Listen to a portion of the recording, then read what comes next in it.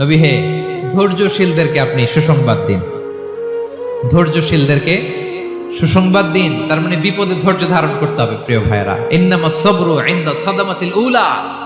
বিপদে আমরা অনেক সময় প্যানিক হয়ে যাই, অস্থির হয়ে যাই, কি করব, হতাশ। না, মুমিনরা হতাশ হয় না, ধৈর্য ধারণ করে। কি করে? কি করে?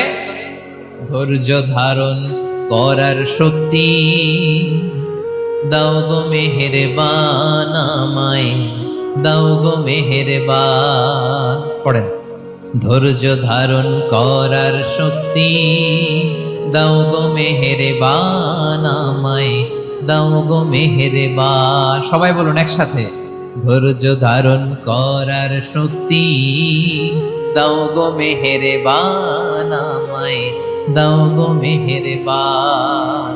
বুকের ভেতর ব্যথার নদী